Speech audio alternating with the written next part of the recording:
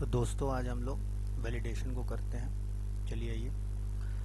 तो जब भी हम लोग को टेक्स्ट बॉक्स पे वैलिडेशन लगाना होता है, ये रहा हम लोग का टेक्स्ट बॉक्स फॉर वाला, तो हम लोग डायरेक्टली प्रॉपर्टीज पे वैलिडेशन लगाते हैं। टेक्स्ट बॉक्स तो है नहीं इधर, टेक्स्ट बॉक्स वो इनपुट टाइप का जो रहता था टेक्स्ट बॉक्स वो तो है नहीं, टेक्स्ट बॉक्स फॉर है।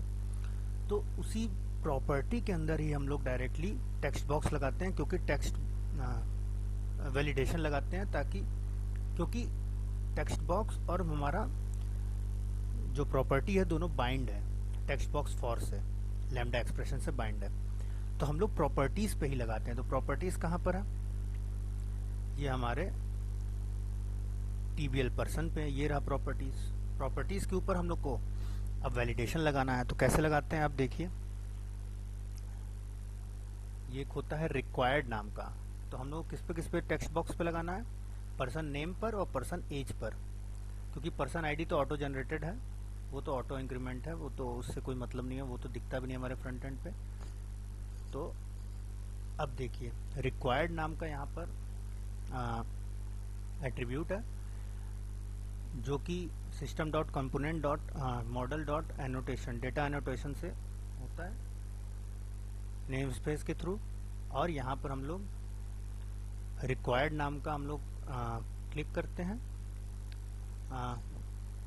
एनोटेशन है जिसमें कि हम लोग एरर मैसेज शो क्या कराना चाहते हैं वो देखिए, एंगल ब्रैकेट के अंदर रिक्वायर्ड लिखेंगे, उसके बाद ये हम लोग लिखेंगे एरर मैसेज, जो भी आप मैसेज शो कराना चाहते हैं, जैसे एज शुड बी रिक्वायर्ड, तो वो यहाँ पे कर देते हैं। लेकिन यहाँ एक सबसे बड़ी गलती क्या है हम लोग की, ये जो हम लोग का टेबल है, ये जो मॉडल है, ये इसकी वजह से वहाँ डेटाबेस में टेबल क्रिएट हुआ है। दोस्तों आपको याद होगा सबसे पहले हम लोगों ने यही किया था, मॉडल को ऐड किया था और यहाँ से हम लोग स्ट्रिंग के थ्रू, कनेक्शन स्ट्रिंग के थ्रू हम लोग टेबल क्रिएट किए थे।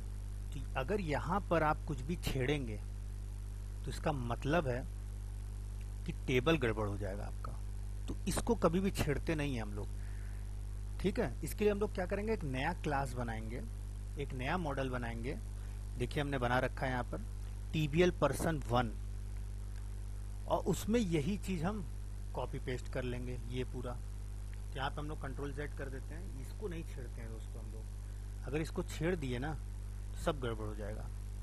तो यहाँ से हमने कॉपी कर लिया है और TBL पर्सन 1 में जाके मैंने पेस्ट कर लिया है। और यहाँ पे मुझे की लगाने की जरूरत नहीं, क्योंकि यहाँ से डेटाबेस से कोई मतलब नहीं होता, ये अपने सहूलियत के लिए हमने बनाया हुआ है। अब इसका काम खत्म। अब हमें हमें दिखाना कहाँ है, एरर मैसेज कहाँ पे दिखाना है? मुझे दिखाना है व्यू पर। तो ऐड पर्सन के व्यू पर, तो यहाँ पर हम लोग एक TD और यहाँ पर पर्सन नेम में एक TD लेते हैं, HTML dot validation for message for के अंदर हम लोग प्रॉपर्टीज पे, क्योंकि हम लोग को प्रॉपर्टीज पे ही लगाना है, प्रॉपर्टीज यही है मेरा, तो इसी को कॉपी पेस्ट यहाँ कर देना है। इसी तरह हम लोग को एज पे भी करना है, एज पे पर्सन एज पे, ये देखिए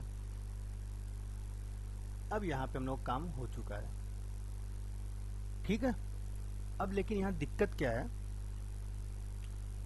कि कंट्रोलर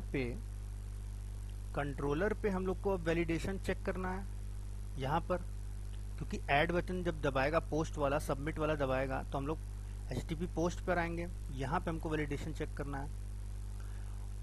और यहाँ पर क्या करना है, अब हम लोग को यहाँ पर ये जो मॉडल है जो हमने बना रखा है TBL पर्सन 1, उसको पास कर देना है। ये देखिए ये पास हो गया। इसको पास करते ही हम लोग अब जाएंगे कंट्रोलर पे, और जैसे ही सबमिट बटन दबाएंगे तो यहाँ का कोड हम लोग को लिख लेना है, क्या कि if model state dot is valid हो, तो ये सारा कॉपी पेस्ट हो जाए इसमें, ये पूरा कट हो यहाँ से और यहाँ पे पेस्ट हो जाए, ठीक है। उसके बाद एल्स में क्या हो कि चुपचाप व्यू दिखे हमारा, रिटर्न व्यू, ठीक है, अगले वीडियो में हम लोग बात करेंगे दोस्तों इसके बाद।